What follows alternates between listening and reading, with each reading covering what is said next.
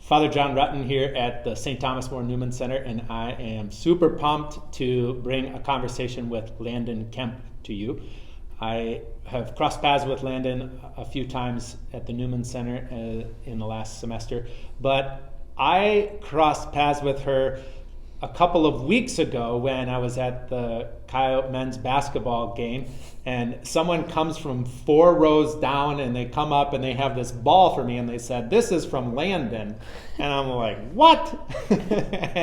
and it was from Landon Kemp. She runs the activities at the men's basketball games or something, and she you must have thrown a ball up to this guy, and this guy brought it up to me, and it sort of struck me as like the path of faith is like someone's been given something and then they bring it to you.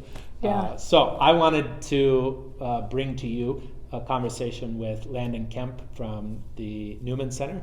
And at that, I'm going to turn it over to her and let her introduce herself. But I'll be right off screen. You'll hear from me, but really we want to hear from you. Okay.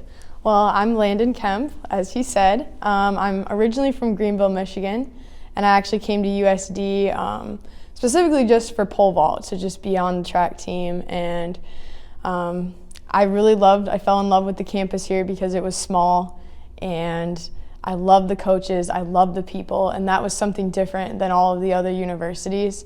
And as much as I hate the cold, being from Michigan, I always told myself I'm going to go to college somewhere warm. And when I said, "Oh yeah, I'm going to South Dakota," everyone's like, "Oh, at least you picked the southern one." And I'm like, "You're right. It could be worse." But I'm so glad that I'm here and that I came into Counter with the Newman Center. And then, I'm a 6th year on the track team too. So I've, had an extra 2 years thanks to COVID. And so, yeah. So you're 6 years here at the Newman Center.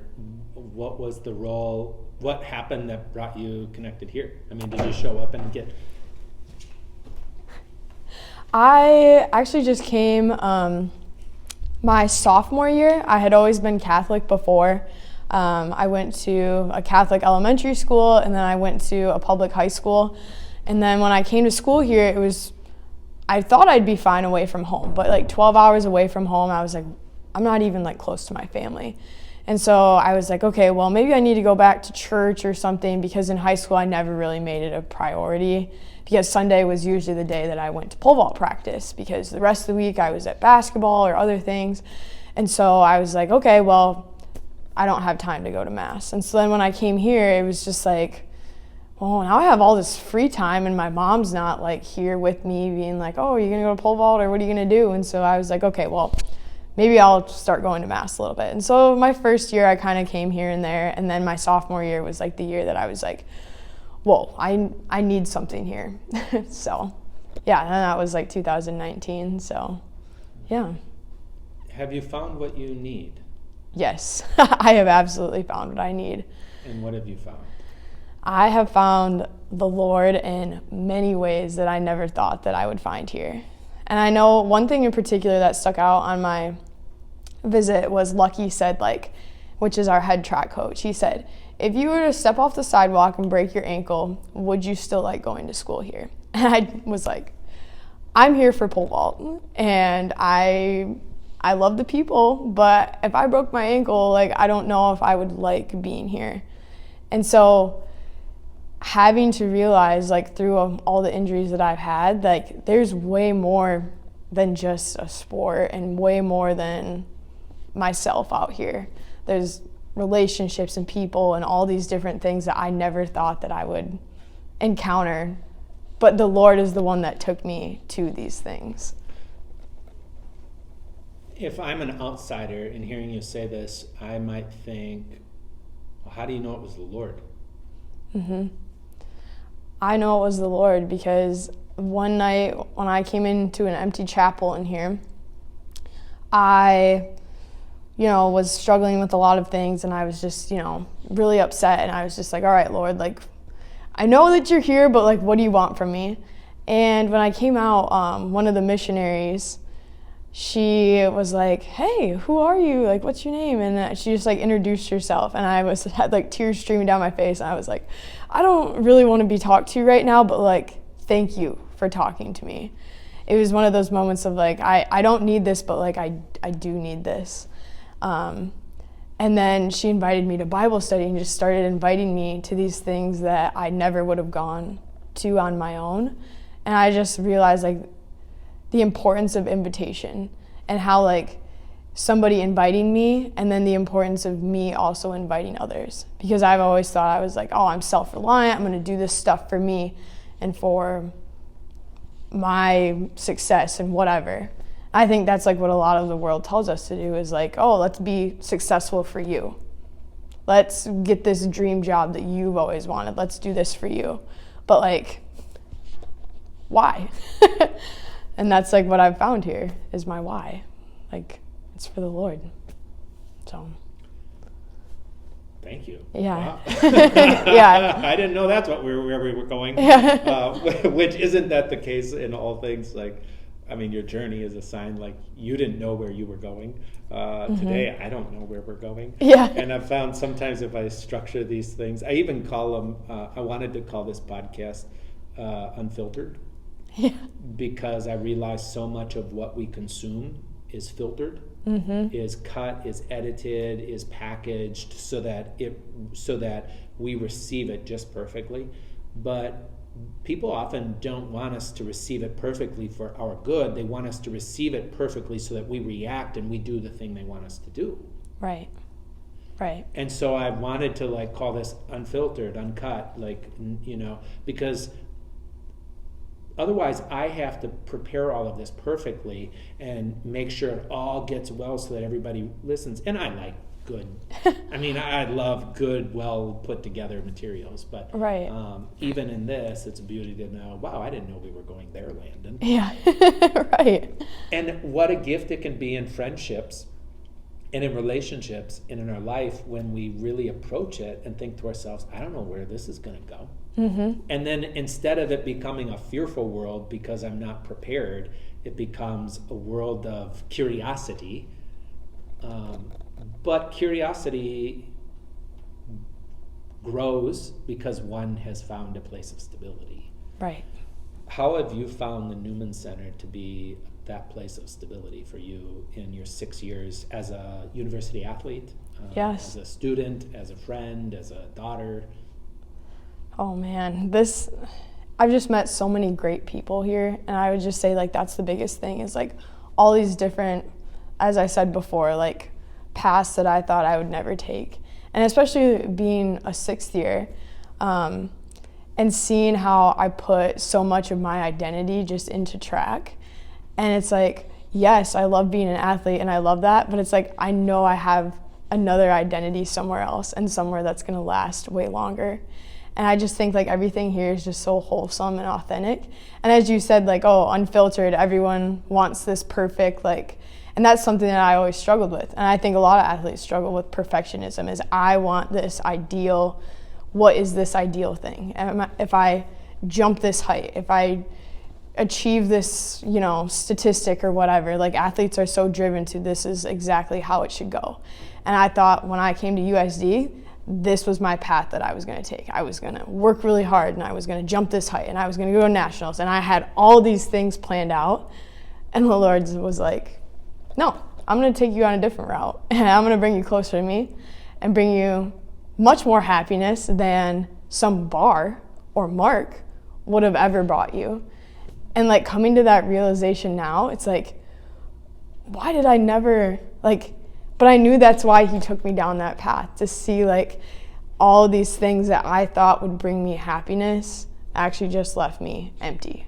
And I just kept coming back here because I just kept feeling filled here by the people, by the mass, by the sacraments. And I'm like, why isn't my sport giving this to me? This is like what I've been, you know, this is what I came here for. But I came here for the Lord. I came to USD to encounter the Lord. And that happened at the Newman Center. If I wouldn't have come here, I don't know where I would have been or what I would have done. And I was like, I could have gone to another school and jumped really high, or I could have just gotten hurt like I did here. But maybe they wouldn't have had a Newman Center, and I don't know. I probably just would have quit, or I don't know, started working. I don't know what would have happened. That was not in the Lord's plan, but I'm glad that this was the Lord's plan. And like looking back, that's the thing, is I see all the ways that he was working, those little small subtle ways, all the highs and the lows, but especially the lows, and just like coming back to me in those moments. So have other people noticed this change? I definitely think especially my family, I think when I come home, and when I was really like struggling through those times, they were just like, okay, you know, like you don't have to do pole vault, you can just quit. And because I just kept trying to like fill my like sadness or whatever was going on with pole vault, because I was like, well, this is what's always brought me happiness. And I was like, no, that was just like the success, and that's just a part of you. You need to be founded in the Lord, and you need to be founded in like his love and goodness. And I don't know, it's like I know others have noticed it, because especially at like meets and stuff, when I get done and I'm like, yeah, I could be upset about this, but what's it gonna matter on the way to heaven? And something that was really powerful that happened this weekend was I was coming back from like another injury this year, and so that's kind of been like the story, is like every year I've had like a stress fracture or something in my foot, and it's just, yeah, the injury has been really hard, but this year I just kind of had like a peace with it, and like this is where I'm at, and like all I can do is just be like present and just, yeah, receive what the Lord is trying to tell me to do here. And so this past weekend, I like made a bar, and I was like, oh, I've jumped 12 feet. That's what I jumped as like a sophomore in high school, or like a freshman or something. I was like, oh, I jumped that like a long time ago. Why am I jumping that as a sixth year? I'm like, that's kind of embarrassing.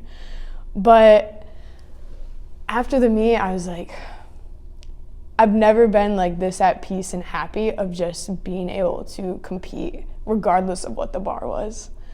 And my dad actually called me, and it was really strange because, you know, like he usually sends me a text or something, and he called me, and I was like, okay, we were at dinner, and I was like, I'm gonna step over here and take this. And I started talking to him, and he's just like, hey, like, awesome job on making a bar, like, that's sweet. And I was like, Dad, I jumped like 12 feet. I was like, I did that like a long time ago. And he's just like, yeah, but you made a bar, and like your body and your, like, you've had to, you know, obviously come through these obstacles, and so like, why don't you just listen to your body? He's like, and my dad isn't Catholic. He's not a spiritual type person, and so he doesn't come to mass with us, and so that's something that's kind of hard. But hearing him be like, I know you're a spiritual person, so why don't you listen to your body and your soul and say like, I'm proud of myself for what I did, because how far I've come is like not a reflection of today, you know. And he's just like, the thing that's gonna matter most someday is when people look back and say, I don't remember what Landon jumped, but like I wanted to sit next to her on the bus on the way home, because she had something, she had that joy, or like no matter what the day was, if it was a high or a low, like she's still enjoying herself and creating relationships with people. And he's just like, that's what it's about. It's about the relationships and all this stuff. And I was like, oh, Dad, you know, like, thanks for reminding me that. Because like I knew that, but like, you know, in the moment you always get so attached to these, oh, I got to jump this, or I got to do this, and I should feel sorry for myself or whatever, you know, because it's just like the evil, like prodding at you kind of, and like trying to, you know, your pride and identity and all that stuff. And my dad's just like, yeah, like and I'm like, oh, thank you for reminding me. You know, it's taken me 6 years to figure this out. And he's just like, yeah, but you're 24 and I'm 50, and I've finally realized this. And it was just like one of those moments where I was like, oh my gosh, like my dad is like starting to kind of realize, like, and he's seen like my witness just through pole vault of like me coming here being super competitive with it, and then now I'm like, I'm here for much more. So yeah. Thank you. Yeah.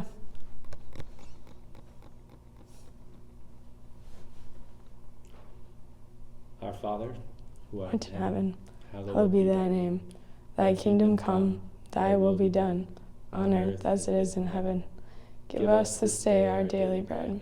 And forgive us our Trespasses, as we forgive those who trespass against us. And lead us not into temptation, but deliver us from evil. Amen.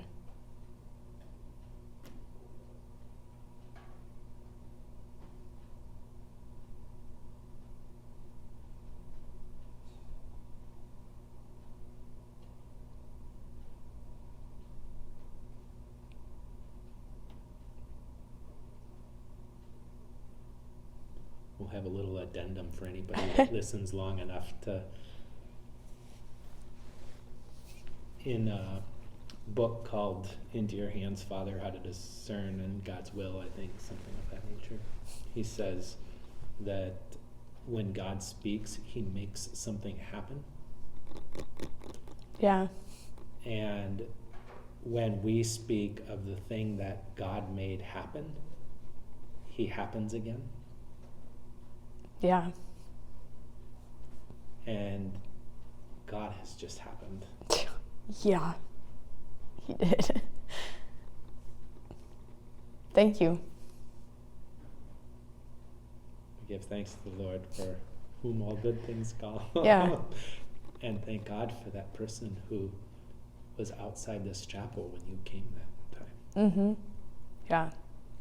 Christine, she's still in Lincoln, so still being a missionary, so it's awesome.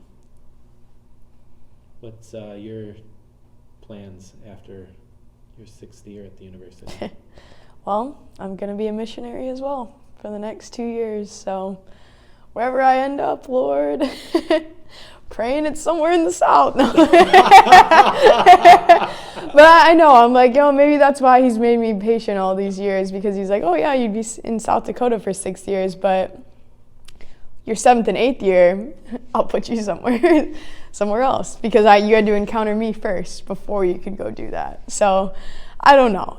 Who knows? It'd be awesome. I know. Well, maybe that's where I'm going to go on spring break next year, wherever you are. That's what I'm saying. I'm thinking, that's what I told. I'm like, everyone that lives up north, everyone that I've met up here, come visit me. Yeah. I'm like, there's a reason for you guys. You need that spiritual, mental sunshine and break. I don't know. So. Well, thank you for the joy you have. Thank you for the ways you've said yes to the Lord, and thank you for all the ways that you're that person that encounters and welcomes and meets the new people who have been around here for the last number of years. Well, thank you. You're welcome. Glad that you're here.